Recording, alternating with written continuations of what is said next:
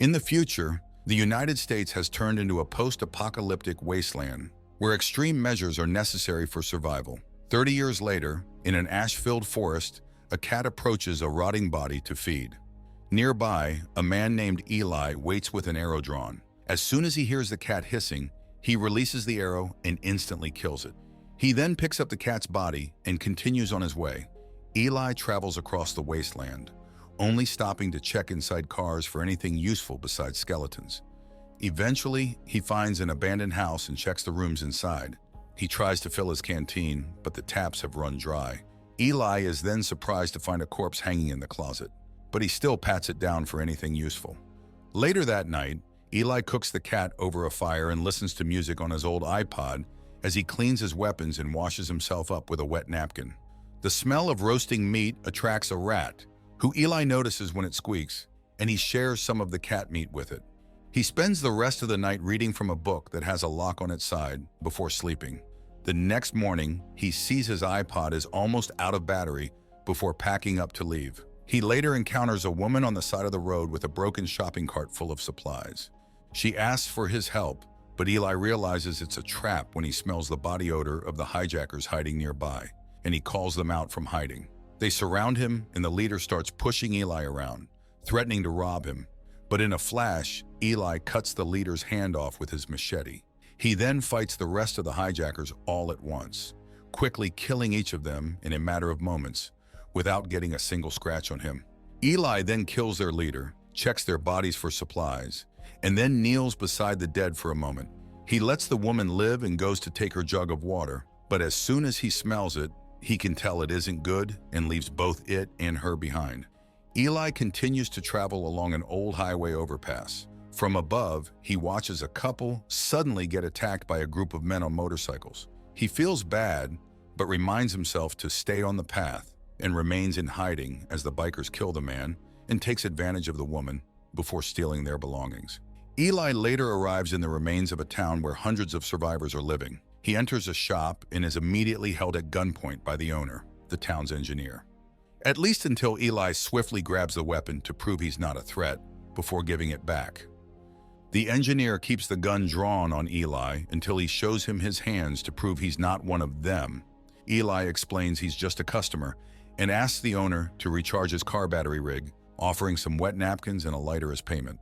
The engineer accepts, saying it will take a few hours for the battery to recharge. Eli decides to wait there, as he can't afford to trust anyone. At the same time, he hears some noise. It's the same bikers from before, arriving outside and heading into the bar. The leader of the bikers goes to see Bill Carnegie, the warlord in charge of this town, and gives him what they stole from the couple, a bag of books. However, Carnegie is looking for a specific book, which isn't present. But his mood improves when the biker leader also gives him a small bottle of shampoo. So Carnegie allows them to drink as much as they want before they leave to find the book again. Carnegie goes and uses the shampoo on his concubine, Claudia, who greatly enjoys the smell as he cleans her hair. Downstairs, Eli enters the bar and pays with his scarf and a pair of gloves to have his water canteen filled. The bartender gives the canteen to a woman named Solara, who goes out back to fill it. The biker leader approaches Eli, mad that he pushed his cat. The bartender tries to defuse the situation, but the moment the biker gets too close, Eli quickly bashes his face into the bar. He tells the biker that he knows he murders innocent people and promises he'll be held accountable for his crimes. The biker then faints and Eli turns to leave, only to be surrounded by the bar's other patrons. Eli quotes from the Bible as he's attacked. With quick movements of his machete, Eli kills the thugs one by one without breaking a sweat. Just before he kills the last attacker, Solara comes back and begs him to stop. This brief distraction causes Eli to be caught and taken to Carnegie. After learning that Eli is from before the war and can read just like him, along with seeing how well he can fight, Carnegie asks Eli to work for him. Eli isn't interested and tries to leave, but Carnegie forces him to stay the night. Afterward, Claudia brings Eli food and water. He can immediately tell that she's blind, so he asks her some questions about her story. He mentions that he likes the smell of her shampoo, and Claudia smiles as she leaves. Later, Claudia tells Carnegie she doesn't think Eli will stay, prompting Carnegie to send Solara to his room to try and convince him otherwise.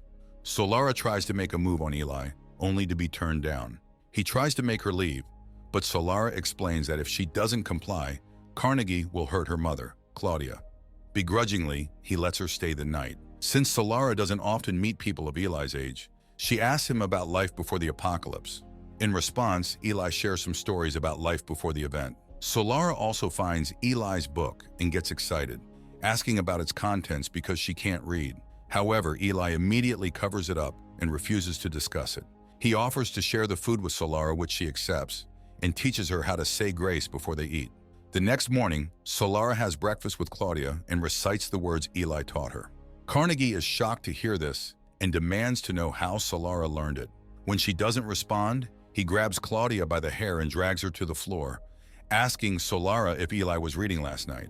Desperate to help her mother, Solara tells him that Eli has a book with something on the front and makes a cross with her fingers. Carnegie and Redridge race to Eli's room, but he's already gone, so Redridge shoots the guard for his mistake before leaving. Meanwhile, Eli retrieves his car battery rig from the engineer and tells him to say he was forced to avoid trouble.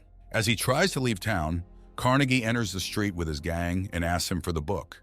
Carnegie wants Eli's Bible because most others were burned after the war, and he believes the Bible's words are the best way to control society. He is willing to kill for it, yet Eli, undeterred, just keeps walking away. By Carnegie's command, Redridge shoots at Eli twice but misses both shots. Enraged, Carnegie starts yelling at his men to do something. One of the men on a rooftop shoots but misses. That's when Eli suddenly pulls out his gun and begins shooting at his enemies with expert precision, landing shots on those both in the streets and on the rooftops. When his pistol runs out of ammo, Eli uses his shotgun to continue killing the thugs, hitting Carnegie's leg in the process. As Carnegie is taken inside, Redridge has Eli in his sights, but he lets him leave. While getting his leg treated by a doctor, Carnegie wants to send the gang after Eli. Redridge complains that it's just a book, but Carnegie yells that it's not just a book, but a weapon to control the weak and desperate. Weary after losing so many men, Redridge strikes a deal to retrieve the book in exchange for Solara becoming his concubine. Outside of town, Eli hears Solara following him. She explains that Claudia sent her because she would be safer with him. But Eli ignores her and tries to send her away. Determined to change his mind, Solara offers to take him to the town's water supply, which turns out to be a clean underground spring. Eli fills his canteen at the spring, then tricks Solara and locks her behind the door to the cave so he can continue his journey alone. Solara eventually manages to escape and tries to go after Eli, only to find the woman with the broken cart instead. Solara tries to help her, but the woman tells her to leave, not wanting a young, innocent girl to fall for the trap. Two hijackers appear and drag Solara to a secluded spot to take advantage of her. As she screams, the two men are suddenly killed by arrows, fired by Eli. Solara thanks him with a hug as she cries, and they leave together. Meanwhile, Carnegie, Redridge, and some other thugs set out in 4 vehicles to hunt down Eli. As they drive, they come across the bodies of the men who attacked Solara thanks to the birds circling overhead. The bodies are still warm, and they also find a piece of Solara's clothing that was ripped off, letting them know they're not far behind. Further down the road, Eli hears a bird above them and skillfully brings it down with an arrow. He instructs Solara to spool up the wire from his bow as he retrieves the bird. As night falls, Eli and Solara find shelter inside an old cooling tower. Solara asks Eli to read from his book, but instead he recites Psalm 23 from memory and puts the book away. Eli believes his Bible is the last on earth, as most were burned after the war, and that maybe they were the reason the war happened at all. He also shares that when he found the Bible a year after the war, a voice told him where to go to keep the book safe and that he would be protected. Consequently, Eli has been traveling west for the past 30 years. The next day, the duo comes across a house with a no trespassing sign, but they fail to notice it and approach the front door. Suddenly, a trapdoor opens under their feet and they fall into a hole. The door then opens to reveal Martha and George, an armed elderly couple who have lived in this house since before the event. They ask why the sign was ignored, and when Eli responds with kind words and manners, Martha invites them inside, though George is not as welcoming. At first, things are pleasant as the group shares some tea. However, things grow tense when George shows them the backyard, where they buried the bodies of those who tried to attack their house in the past.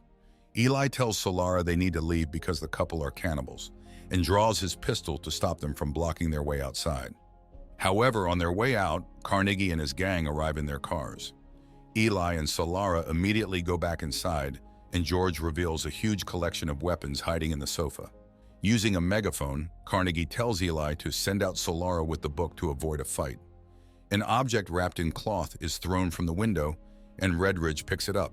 But instead of the Bible, he finds a bomb. He tosses it aside and gets away right before the following explosion destroys a car and the thug inside it. A firefight ensues between both sides. Eli throws a grenade, and an irritated Redridge retaliates by firing a rocket that blows up half the house, killing Martha. Enraged, George kills as many of the thugs as he can before the enemy retrieves a Gatling gun from the back of one of their trucks, using it to kill George and tear the house to shreds. Subsequently, Eli and Solara are surrounded and taken outside to stand before Carnegie. The book isn't in Eli's bag, so Carnegie threatens to shoot him. When that fails to work, he instead places the pistol against Solara's neck. Left with no choice, Eli reveals that he hid the book inside the TV. With the Bible finally in his hands, Carnegie shoots Eli in the stomach. As Eli tries to stand up with a dagger in hand, Carnegie kicks him down and leaves him for dead, taking Solara with him. In one of the cars, Redridge places Eli's machete on the dashboard while Solara, sitting in the back seat, takes the wire from Eli's bow out of her pocket. She uses it to choke the driver, causing the car to flip and roll a few times before coming to a stop. As the other two trucks turn around, Solara moves to the driver's seat, finds a grenade, and throws it at the oncoming vehicles, blowing one up. She then sees that Redridge has been impaled by Eli's machete. He stays alive long enough to pull the machete out, but as soon as he steps out of the van, he falls to his knees and dies as Solara drives away. Carnegie decides not to pursue her since he already has the book. Solara returns to the house, but Eli's body is nowhere to be found. She continues driving until she spots him on the side of the road, still determined to reach his destination. She helps him into the car, and he patches his wound with duct tape.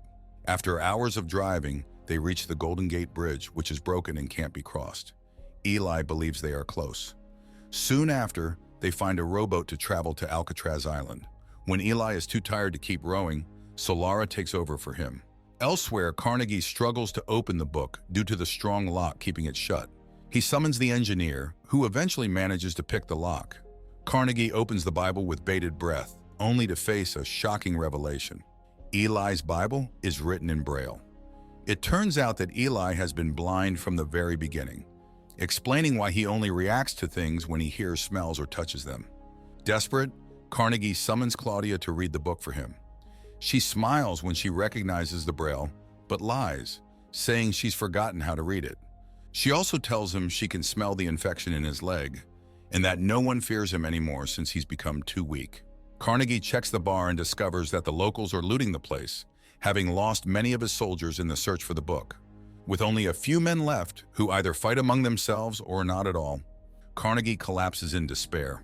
Back at Alcatraz, an armed guard spots the duo, and Eli convinces him to let them inside by revealing he has the Bible. They meet with a curator who has been gathering various forms of art from before the event to preserve humanity's history and hopefully rebuild society someday.